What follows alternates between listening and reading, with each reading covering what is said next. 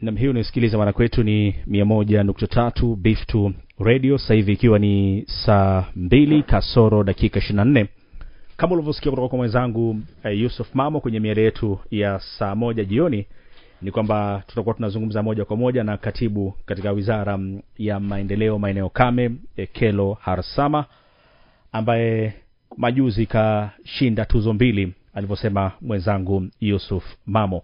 Ninamtafuta kwa njia ya simu ili tuweze kuzungumza naye moja kwa moja kutoka Nairobi.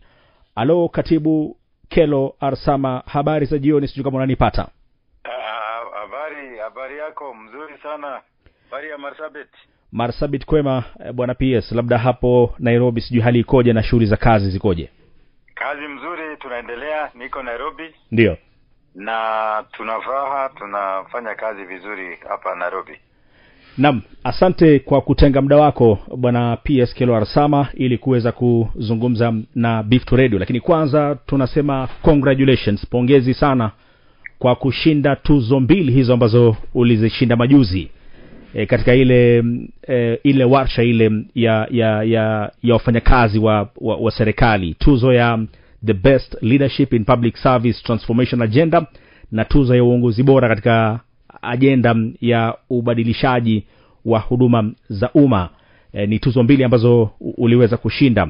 Nazungumzia ile tuzo ya Zero Fault Financial Audit na The Best Leadership in Public Service Transformation Agenda. Congratulations kwa kuweza kupata tuzo hizo. Nini ambacho kilichangia pakubwa wewe kupata tuzo hizo 2 kwanza? Asante sana Samirei kwa kupea mimi hiyo pongezi. Ni kweli ya kwamba mimi nilipokea tuzo 2 ambayo imepewa na Office of the President, na ni tuzo huwa inatendeka katika kila mwaka 2025, 2024 namna hiyo. Na miaka moja iliyopita serikali ilifanya utafiti ya kutafuta afisa gani mkuu wa serikali, tuseme ya kiwango ya principal secretary, ndio ambaye amehitimu vizuri kuliko wengine, na walikuwa na categories mingi ya kuangalia. Category ya kwanza ni kwamba inatafutwa nani amechunga pesa ya serikali zaidi ya mwingine. Ndio category ya Zero Fault Financial Audit. Category inaitwa Zero Fault Financial Audit ilifanywa, na mimi nikaweza kufaulu na kushinda hiyo. Manake hiyo ni kusema nani ametunza pesa za serikali kuliko mtu yeyote. Manake pesa nyingi zilikuwa allocated kwangu financial year iliyopita ya maendeleo, ya kuangalia masafari za ofisi, ya matumizi ya aina mbalimbali ya wizara. Ndio. Na imekuwa ya kwamba hii pesa inakuwa audited na serikali. Audited ni kusema kuchunguza matumizi ya pesa, inachunguzwa, inaangaliwa, imetumika vibaya, imetumika mzuri, imetumika namna gani. Ndio. Kwa hivyo yangu ikaangaliwa na ikaonekana ya kwamba hakuna hata shilingi moja imepotea kwangu. Ndio inaitwa Zero Fault Audit, yani makosa zero mistakes. Kwamba fedha za umma, fedha za Mkenya zimetumika kikamilifu. Pesa ya Wakenya imetumika vizuri. Na serikali ikatosheka, nikapewa tuzo, nikapewa kikombe kubwa. Ndio. Imeandikwa mwenye faulu. Ndio. Kwa Zero Fault Audit. Ndio. Kwa hivyo hiyo ni moja, hiyo ni tuzo moja. Manake ile nimeshinda ni 2. Ndio. Ya pili inapewa ofisa ya serikali ya kiwango yangu ya principal secretary, ambaye amebadilisha maisha ya watu.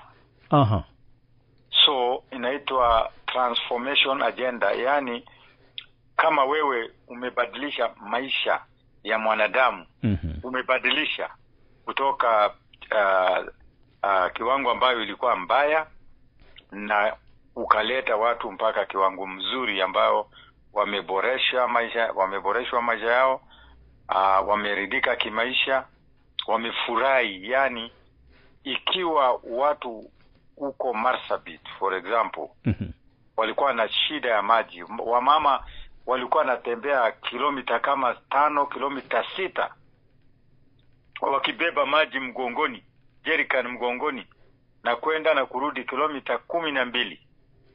Alafu sasa serikali, mimi nikitekeleza agenda ya serikali kama hiyo ya kuchimba boho lapo, mama sasa kuliko kwenda kilomita 12 anachota maji karibu na nyumba yake. Hiyo ni kubadilisha maisha ya watu. Na utaona ngombe ya watu ya tuseme Garissa ama Turkana, manake kazi yangu haikuwa Marsabit peke yake, ndio eneo zima la Asal. Kazi yangu utekelezaji ilikuwa Turkana, West Pokot, Garissa, county 23 ambayo inaitwa Kame arid and semi arid lands, ambayo ilikuwa na mashida mingi, mashida ya maji, mashida ya barabara, mashida ya usalama, mashida nyingi sana. Kwa hivyo mimi nikapewa kazi na serikali kufanya kazi kwa watu ambao wana shida kama hao, na kwa sababu ile kazi nilifanya ilibadilisha maisha ya watu, ndio serikali ikatambua hiyo, ikasema ile ofisa ya serikali alifanya kazi kwa uaminifu, kwa uadilifu na kwa roho safi, akabadilisha maisha ya watu ikawa mzuri. Ndio sasa nikapewa kikombe. So hiyo ndio tuzo la pili, ndio ambalo linaitwa best officer in public service, taking the transformation agenda of the people of Asal. Naam. Yes. Safi, tunasema pongezi tena, manake baraza la mawaziri lina makatibu wengi tu. Alafu baraza hilo la mawaziri lina mawaziri wengi tu, na wewe kuweza kupata tuzo mbili si jambo rahisi. Mbali na hayo bwana Kelo Arsama, leo mmekuwa na kikao cha dharura ambacho umekiongoza wewe binafsi kama katibu Wizara ya Maendeleo Maeneo Kame, na viongozi wengine kutoka eneo hili la kaskazini mashariki mwa nchi. Umekuwa na wabunge, umekuwa na wakuu wa NDMA, na umekuwa na wakuu wanaoshughulikia masuala ya hali ya ukame hapa nchini. Nini ambacho mmeafikia hii leo katika kikao cha leo ambacho umekiongoza? Nini ambacho mmeafikia kuweza kuona kwamba ukame huu ambao umeanza kugonga eneo hili unadhibitiwa? Asante sana. Ni kweli leo nilikuwa na mkutano mkubwa sana katika ofisi yangu Nairobi, ambapo wabunge kutoka sehemu ya Northeastern walikuwa kwa ofisi yangu. Zaidi ya wabunge 12 walikuwa hapo. Ndio. Na tulikuwa tunajadiliana vile ya kukabiliana na ukame mkubwa ambao inakuja. Wakati huu kawaida inatakana tuwe na msimu mfupi wa mvua, inaitwa short rains, na kulingana na idara ya meteorological ya serikali inaonyesha kwamba hiyo mvua ni dhaifu, ni kidogo sana, kiwango ya kwamba haitasaidia wanadamu kulima, kupata chakula, na ile chakula pia imeanza kukauka, na pia haitasaidia kulete maji ya mifugo, haitasaidia kulete maji ya binadamu. Kwa hivyo hali kama hiyo pia inaweza lete hali kubwa ya njaa, njaa ya wanadamu na njaa ya mifugo. Na unakumbuka ya kwamba miaka ya 2020, 21 mpaka 2022 tulikuwa na ukame mkubwa sana, ambapo katika Kenya tulipoteza ngombe 2.5 million, na pia watu kukabiliwa na hali mbaya ya njaa, walikosa chakula, walikuwa na shida mingi. Kwa hivyo sasa tunaona kama serikali ya kwamba msimu kama huo mbaya ya ukame inaonekana inaweza rudi tena, kwa sababu hii mvua ya short rains imepotea, na tukiona mbali mpaka mwezi wa 4 2026 hii iko mbele yetu. The long range ile ingekuja pia World Meteorological ya dunia ile wanaangalia hewa ya dunia, ndio tabiri wa hali ya hewa ya World Meteorological weather experts ndio wameonyesha kwamba hiyo mvua pia itakuwa kidogo. Kwa hivyo hiyo inafanya sisi kama serikali tuwe na mpangilio, na leo tumekuwa na hiyo mpango. Tumekuwa na wabunge, tulikuwa na experts ya serikali ya National Drought Management Authority na shirika mbalimbali katika Kenya. Tumekuwa na mikutano, tukasema sasa iwapo huu ukame itakuwa vile ime kwa forecast iwe mbaya, itakuwa namna gani? Serikali ichukue hatua namna gani? Hatua ya kwanza ile tutachukua ni kwamba tutahakikisha kwamba kutakuwa na chakula, relief food, chakula ya msaada ya kutosha ambao watu wanapata bure bila malipo, mchele, maragwe na chakula mbalimbali ambao serikali na shirika la msaada mbalimbali itatoa.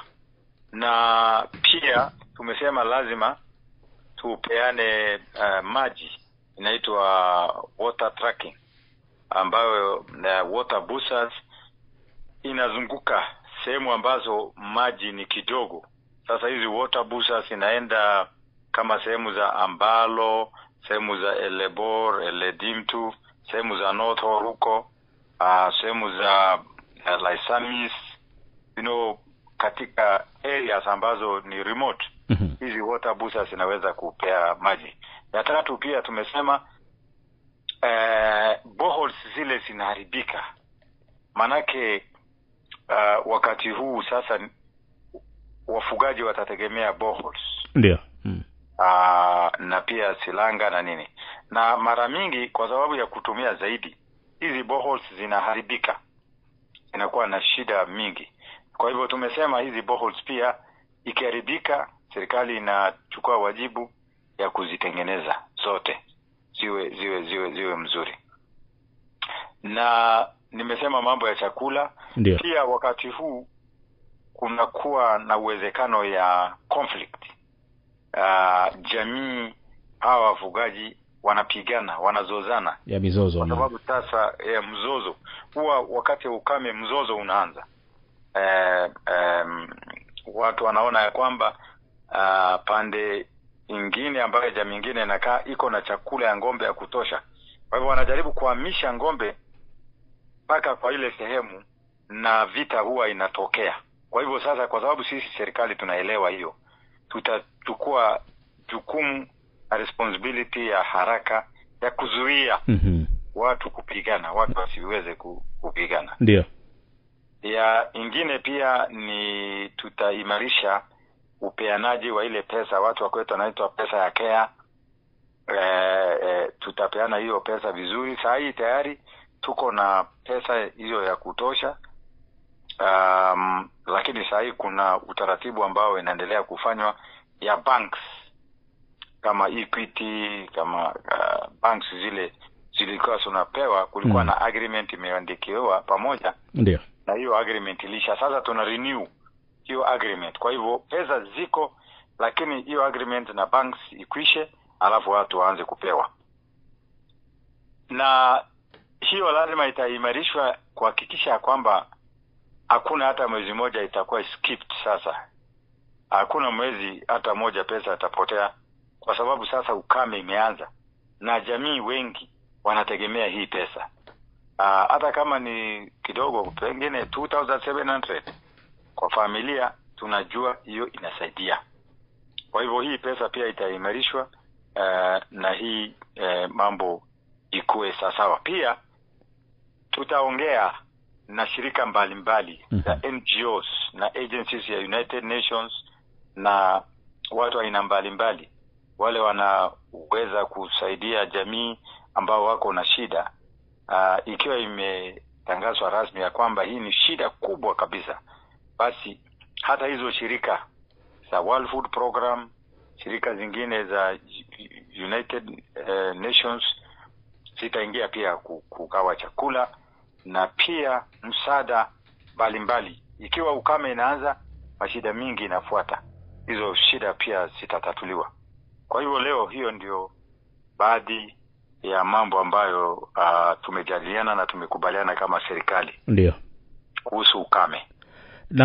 Lakini ningependa tu kuhakikishia jamii wale wanaishi kwa sehemu za ukame, hata kama ni ukame mbaya ikikuja, serikali iko tayari kusaidia na chakula. Na pia nafikiri nimesahau kusema, tunajaribu pia kununua chakula ya ng'ombe ikiwa ukame itakuwa mbaya zaidi. Ndio. Na tunaona ng'ombe imekuwa dhaifu na nyasi imepotea. Ndio. Serikali itaingilia na kununua hiyo chakula ya ng'ombe. Lakini sehemu mingi tunaona kama Marsabit na sehemu za Samburu tunaona nyasi iko. Kwa hivyo ile shida iko sehemu zingine ni maji na chakula ya watu. Ndio. Kwa hivyo nataka kuhakikishia jamii ambao wanaishi sehemu kame wote ya kwamba serikali iko tayari iwapo kuna ukame kali kusaidia jamii yote na chakula na kuhakikisha wamepata maji na kuhakikisha hakuna hata Mkenya mmoja anakufa ati kwa sababu amekosa chakula. Hiyo ndio uhakikisho ningepeana. Na PS Kelo Arsama, nitakupa mfano mmoja tu. Na wakati mnapoanza kushughulikia masuala haya ya kurekebisha mifereji ya maji na boreholes za maji, nimekuwa nikipokea simu sana kutoka eneo la Badanrero.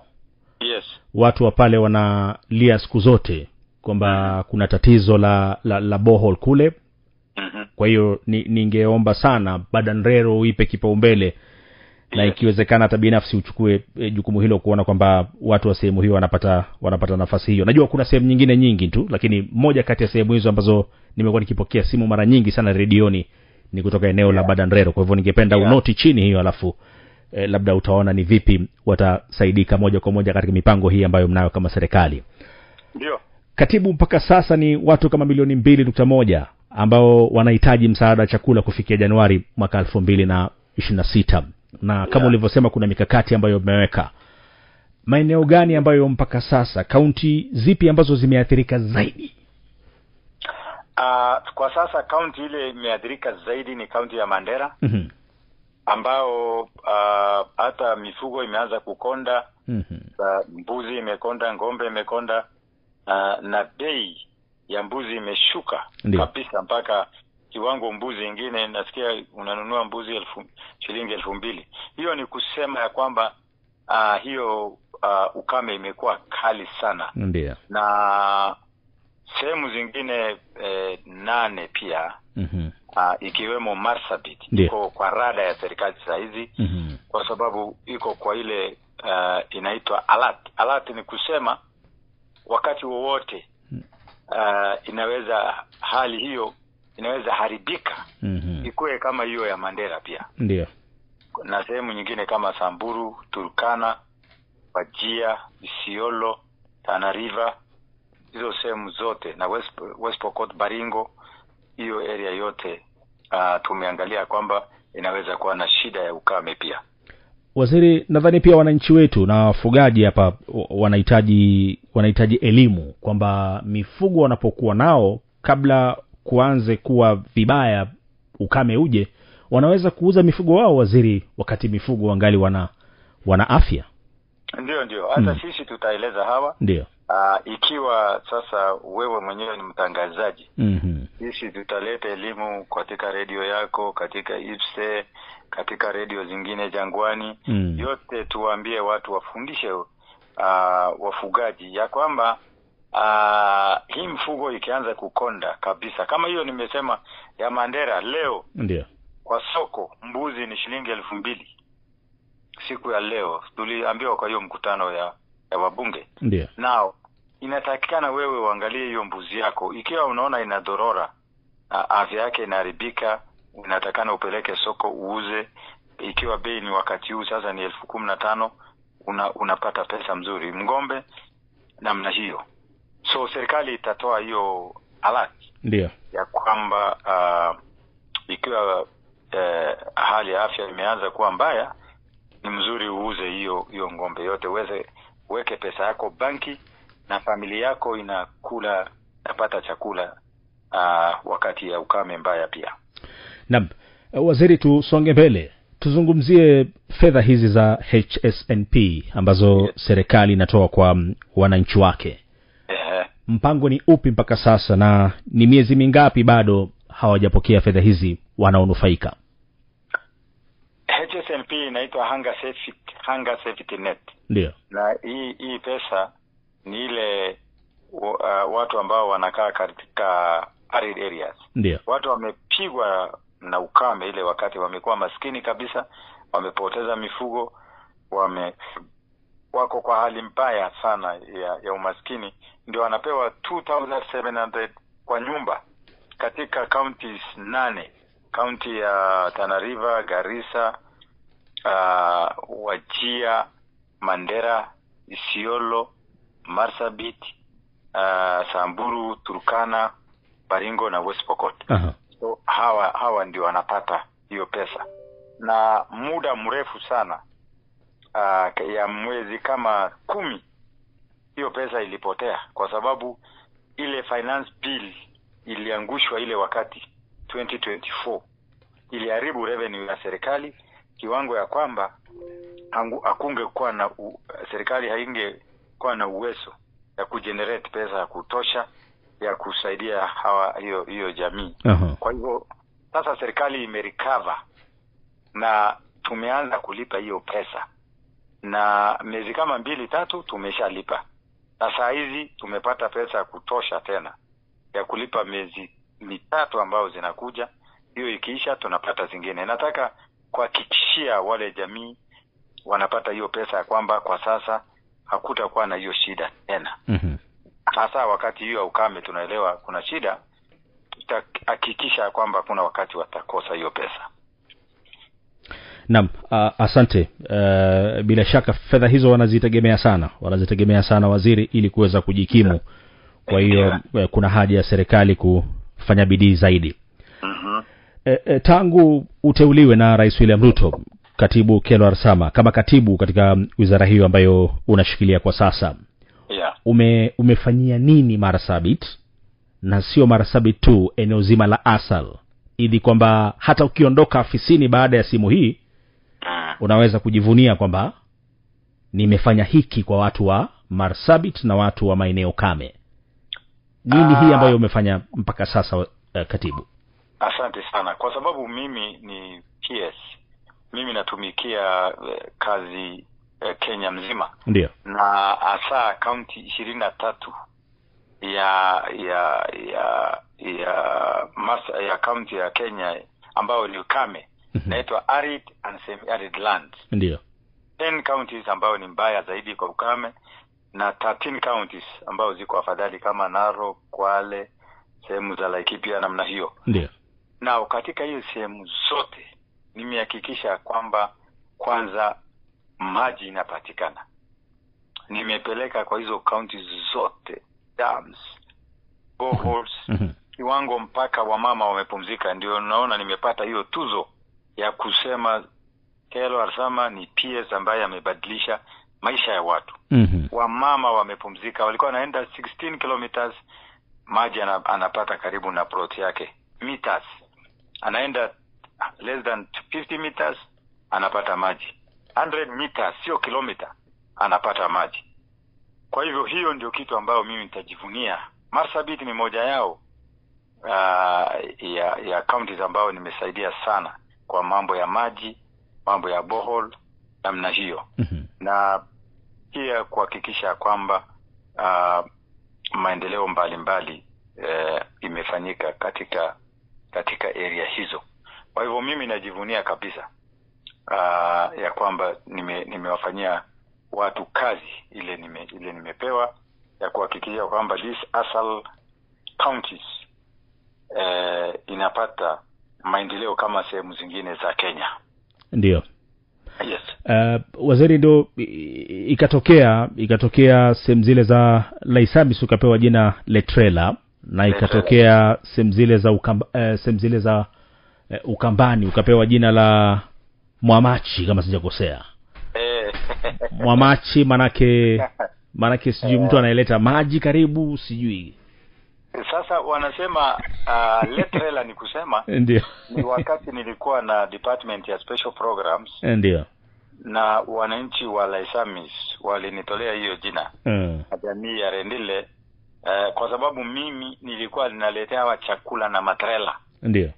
Na walikuwa wanasema Letrela kwa sababu zamani before serikali ya William Ruto ikuje, administration ifike, watu walikuwa wanapata chakula kidogo, wanagawa marage na kikombe, mchele anapewa, mtu anapewa glass moja, mtu anapewa kilo moja ama nusu kilo. Sasa wakati mimi nimepewa hiyo docket ya chakula ndio nilikuwa napeleka trailer kwa Manyata, na hiyo trailer sasa ikifika hiyo Manyata mtu mmoja anachukua gunia mzima. ndio. Sasa ndio akasema le trailer, yani mwenye trailer. Alafu kule Ukambani pia wameniita hiyo jina ya ambayo ule mtu anaweza letea mtu. Wambua, Ukambani wanakuita Wambua. Wambua. Alafu wataita ule analeta chakula. Sasa Wakamba wakanipea jina. Wataita kuita Mwamachi. Wataita huko nilikuwa Taita Taveta wiki 3 iliyopita, nikawapea bowl 2. Pia wakaniita jina Mwamachi, mwenye analeta maji. Na sasa wewe uliniuliza saa ile legacy yako ni nini, ukitoka hii kazi unakumbuka na nini? Ndiyo. Sasa baadhi ya mambo ambayo watu watanikumbuka nao ni hizo. Yeah. Naam, tubakie hapo Katibu Kello Arsama, iwapo utachaguliwa gavana, maana unawania kiti cha ugavana uchaguzi mkuu unaokuja Marsabit. Ndio ni agenda yako kama 5 hivi muhimu ambayo utaipa kipaumbele, nini ambayo utaangazia sana katibu kama utachaguliwa? Kwanza mimi sijakwambia ya kwamba mimi nimesha notify serikali ya kwamba ikiwa contract yangu ya miaka 5 inaisha baada ya miaka 2, mimi nimesha notify serikali, nimeambia hawa mimi naenda kuwania kiti ya governor ya Marsabit. Ndio.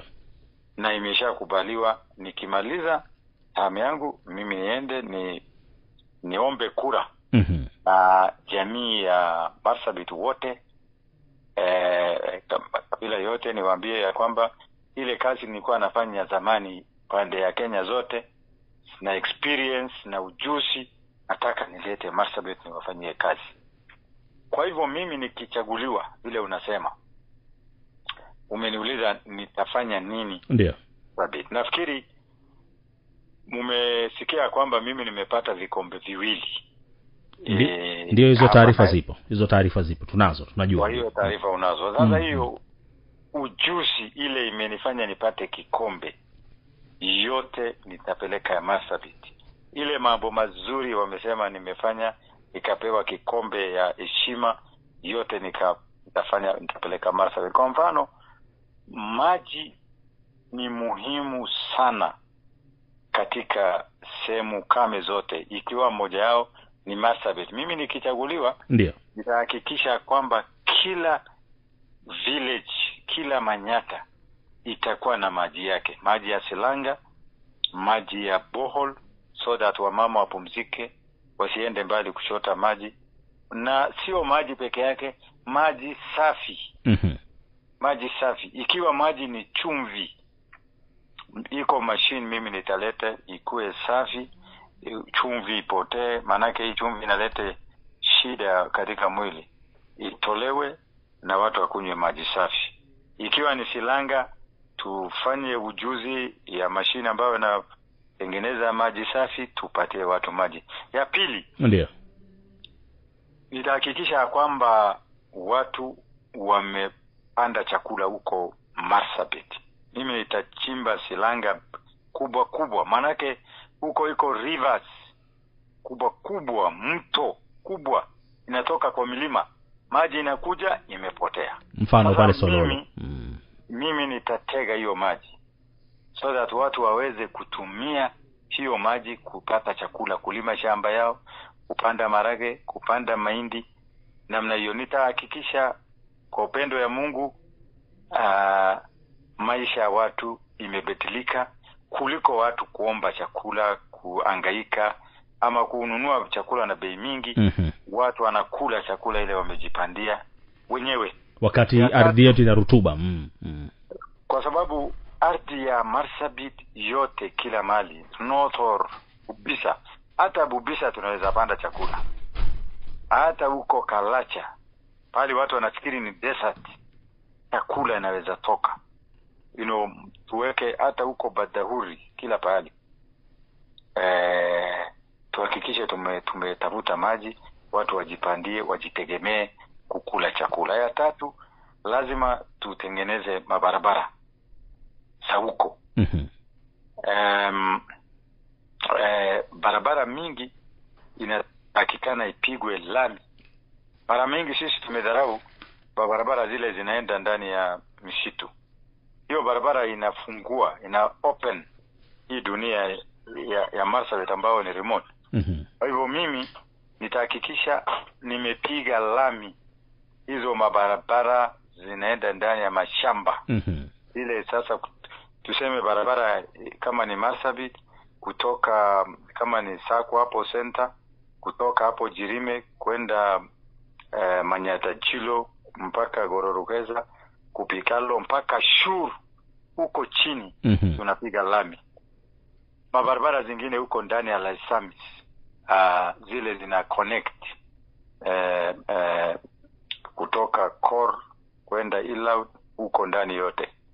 Kama ni Kalacha zile zinapita zinaenda Maikona, hizo zote lazima tuweze tupige lami, tutengeneze. Ingine ni mambo ya livestock development. Saa hizi tukiongea, ngombe ni kama dhahabu, na mimi nitahakikisha kwanza nimeimprove breed ya kwa Kiswahili ni nini? Breed, mbegu. Mbegu. Ndio, mbegu. Mbegu ya ngombe yetu iko chini kabisa, ni poor, very poor. So nitahakikisha kwamba tumelete artificial insemination, tuhakikisha kwamba breed ya ngombe iko sawa. Manake saa hizi bei ya ngombe ni kama dhahabu saa hii ukipata. Na pia nitahakikisha feedlots zimeongezeka katika area hiyo. Feedlot ni kusema tutenge sehemu zingine, tuchimbe dams, tuchimbe boreholes. Wakati sasa ukame inakuja, tunatumia hizo nyasi. Tutatumia hiyo maji kuirrigate hiyo area, nyasi itoke. Sisi tunajipandia nyasi sisi wenyewe, so that wakati ukame ngombe yetu sasa inakula green hiyo nyasi.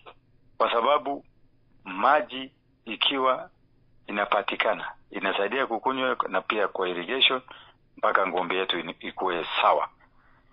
Na pia nitahakikisha kwamba area hiyo imekuwa na amani. Mimi niko na background ya security, ya masomo ya usalama. Nimekuwa district commissioner, nimekuwa zamani county commissioner, niko na training ya kuweka usalama, kuhakikisha kwamba jamii wanakaa pamoja, kwa sababu nimesoma administration, public administration. Na hii jamii yetu mara mingi wanasiasa wameincite wapigane, na mimi nitahakikisha kwamba hiyo upusi ya watu kuchukiana, watu kupigana, watu kusumbuana tu kwa njia bure, hiyo itakoma mara moja, kwa sababu hatuwezi kubali Wakenya wanachokosana. Kwa hivyo mimi nitaweka usalama katika kila area. Kama ni Rendile na Gabra lazima wakae pamoja kwa njia ya amani. Sure. kama ni Waborana na Gabra, lazima sio kuomba, ni lazima wanakaa pamoja na usalama, hakuna kupigana. Tutaweka sheria kamili, kama ni Waborana hawapigani Rendile, watapendana. Kama Rendile iko na nyasi huko, Waborana wanaenda kukula nyasi. Kama Borana iko na nyasi, Rendile wanavuka. Gabra wanaenda mpaka Uran, wanakula nyasi, wanakunywa maji huko. Kama kuna nyasi huko Didigalgalu, Waborana wanatoka Sololo, wanakula hiyo nyasi, wanarudi. Na wanakaa wanakula pamoja, wanaimba pamoja usiku paka asubuhi. Ndio. Na watu wanatembea vile wanataka. Kwa hivyo mimi nikiwa governor nitarudisha hiyo amani mpaka watu wanapendana. Hivyo ndio baadhi ya mambo ambayo mimi nikiwa governor nitalete. Vile nimekuambia, niko na experience ya kutosha ya public administration. Nimekuwa permanent secretary, nimekuwa kwa serikali director. Hakuna ujuzi ambao mimi bado pata. Na Marsabit inahitaji mtu ambaye ako na ujuzi ya administration, uongozi. Sio ati ile ujuzi ya siasa unalete hapo. Ujuzi ya siasa hawezi saidia ugavana. Hawezi. Ile ujuzi inasaidia, maarifa ile inasaidia kwa kazi ya governor ni ile ya administration. Kwa hivyo hiyo ndio mimi nitalete. Kuhusu masuala ya elimu, jimbo la Marsabit, masuala ya afya, najua ni moja kati ya ajenda zako hizo. Ndio wewe umeniuliza 5 ile ya kwanza na mimi nikajibu hiyo. Ndio, sasa katika mbali na hizo 5 zako za kwanza, masuala ya afya kwa watu wa Marsabit na elimu. Ndio. Mbali na hizo, elimu lazima tuhakikisha kwamba tumejenga mashule. Manake watu wafugaji wamebaki nyuma. Hata hii vita unasikia mimi nasema saa hiyo jamii wanapigana, ni kwa sababu ya kukosa elimu. Na jamii wengi wamebaki nyuma kwa sababu watoto yao hawajaenda shule. Mimi nitahakikisha kwamba mashule, classrooms zimejengwa. Pia shule ya nursery school kupeana basic nursery education lazima ijengwe katika sehemu mbalimbali. Na pia lazima tupeane bursary. Governor Abshiro ameleta usaidizi ya bursary. Amefanya jambo mzuri sana, ile scholarship fund. Scholarship. Na watoto wengi walifaidika na hiyo scheme alilete. Mimi kama governor nitahakikisha hiyo itafanyika na iwe hata zaidi. Ile hata nitaongeza ni masomo ya kwenda ngambo. Bursary nitaintroduce kwa hiyo bursary governor Abshiro ameweka. Mimi nitahakikisha hiyo inaendelea. Alafu niongeze hata ya watoto ya kwenda ngambo, US, Canada, Australia, at least hata kama sio mingi, scholarship kama ya watoto kama 5 waende usome udaktari, wengine wasome ujuzi na utaalamu. Wale specialist wanakuwa specialist katika ndio. Katika mambo ya medicine and surgery, katika sehemu masomo mbalimbali katika dunia waende pia wasome. Katika afya nitahakikisha kwamba tumejenga dispensaries, tumejenga health centers na tuongeze level 4 hospitals katika sehemu mbalimbali. Pia ile kitu nimeona wakati nilikuwa nafanya campaign, ile wakati nimeenda sehemu mingi, nimeona hospitali haina dawa. Nitahakikisha kwamba hiyo management ya kuweka dawa katika hospitali. Hakuna haja sisi tunajenga hospitali alafu dawa hakuna. Hiyo ni connection ya national government. Manake dawa inatoka KEMSA Nairobi. Ndio. Niongee na hiyo watu wa kusupply dawa Nairobi. Dawa inatoka kwa national government. County inajenga hospitali, national government inatuma dawa. Kwa hivyo mimi nitatengeneza uhusiano mzuri. Manake nimefanya kwa national government miaka mingi. Ndio. Nihakikisha kwamba hizo madawa zinatoka Nairobi, inawekwa kwa dispensary, kama ni Dabel, kama ni huko Northor, kama ni Kalacha, kama ni Kor, kama ni huko Ileret, pale Dasenach wanakaa, lazima madawa iko. Mtu akiwa mgonjwa akiingia hospitali anapata dawa, anapata machine ya kupima blood pressure. Anapata machine ya kuangalia sukari, kama sukari yako iko juu ama iko chini. Inaweza hudumia wamama ambaye ni wajawazito wako na mimba, naangalia mzuri. Kama ni wamama ambao wanataka kujifungua, wawe na facility ya maternity, so that mama kama wanajifungua kwa njia ya heshima, wanatuletea mtoto na tunasherekea. Ndio. Kwa hivyo nitatengeneza hiyo maendeleo yote so that Marsabit ikae mzuri. Naam, safi bwana PS Kelo. Najua muda ni mfupi, kuna mengi ambayo labda ungetaka kuzungumzia, lakini muda huo labda sina kukupatia nafasi kama hiyo. Lakini swali langu la mwisho kabla Uncle B hajakuja akuulize mawili matatu kwa lugha ya Kiborana. Zipo rumors kwamba kuna baadhi ya viongozi ama kuna kiongozi fulani ambaye tayari kashazungumza na afisi ya rais eti kisa na maana kwamba Kelo Arsama anafanya kazi vizuri kama katibu. Ndio. Abaki pale pale kama katibu. Ndio. Asipewe tiketi ya chama cha UDA kuelekea uchaguzi mkuu unaokuja. Kauli yako ni ipi kuhusu rumors hizi kwamba eti wewe ubaki pale pale maana unafanya kazi vizuri kama PS, ubaki pale pale kama PS, tiketi hii ipewe mtu mwingine?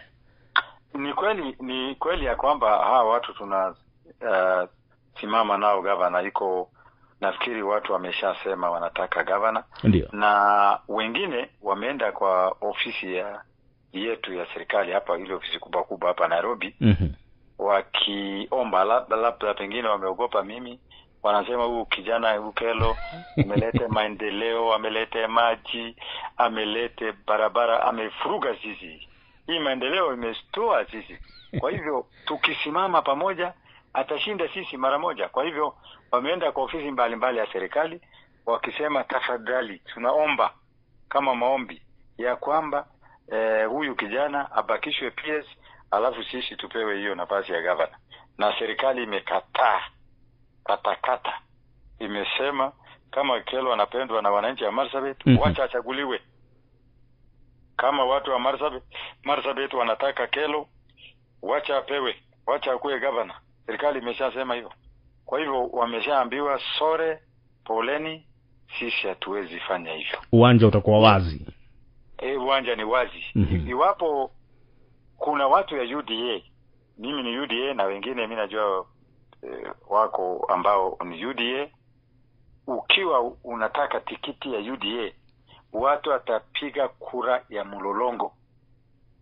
Kama watu wanataka Kelo Arsama, wanasimama nyuma yangu. Kama watamtaka women rep ambaye ni mgombea pia, women rep ambaye Naomi Jilo wako ambaye ni mgombea pia, kama ni mbunge wa Saku Raso, mlolongo. Wote wakitaka hiyo kura ya mlolongo itapigwa, ile mtu atafaulu atapata tikiti ya UDA.